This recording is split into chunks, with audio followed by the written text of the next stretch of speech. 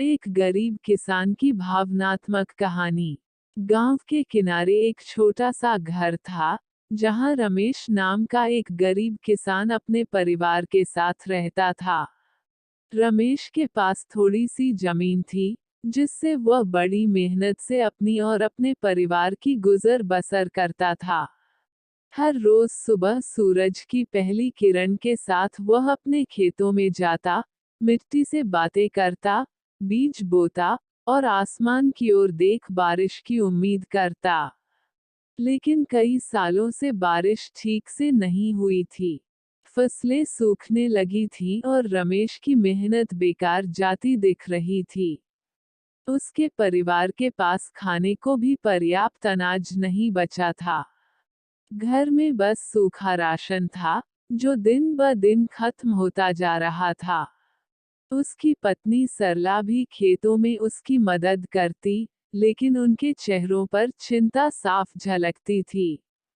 एक दिन रमेश के छोटे बेटे, राहुल, ने उदास होकर पूछा, पिताजी, इस साल भी हमारी फसल खराब हो जाएगी क्या? क्या हमें भूखा रहना पड़ेगा? यह सुनकर रमेश की आंखों में आंसू आ गए। वह जानता था कि उसके पास अब ज्यादा विकल्प नहीं बचे हैं, लेकिन वह अपने बच्चों की भूख और दुख नहीं देख सकता था।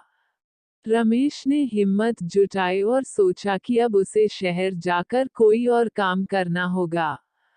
उसने अपने खेतों को आखिरी बार देखा, जैसे उनसे विदाई ले रहा हो।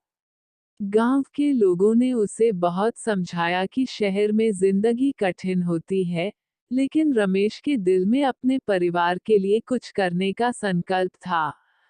वह शहर पहुंचा, जहां उसे मजदूरी का काम मिला। दिन रात कड़ी मेहनत करता, हाथों में छाले पड़ जाते, लेकिन अपने परिवार को खुशहाल रखने के सपने ने उसे कभी थकने नहीं दिया। उधर गांव में सरला और बच्चे उसकी राह देखते रहते, कभी कभी उसे पत्र लिखते, और जवाब आने पर आंखों में आंसू भर आते। कुछ महीने बीत गए। रमेश ने जो थोड़े पैसे बचाए थे, वह हर महीने अपने घर भेजता। एक दिन, जब गांव में बारिश हुई और रमेश की मेहनत से भेजे पैसे से नई फसल बोई गई, तो सरला और बच्चों की खुशी का ठिकाना नहीं था। उन्होंने रमेश को बताया कि अब सब कुछ ठीक हो रहा है। रमेश की आंखों में खुशी और संतोष के आंसू थे।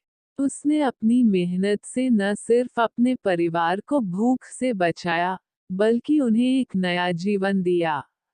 उसकी कहानी यह सिखाती है कि कठिन परिस्थितियों में भी मेहनत, लगन और परिवार के प्रति प्यार से इंसान कुछ भी हासिल कर सकता है। जीवन में संघर्ष चाहे जितना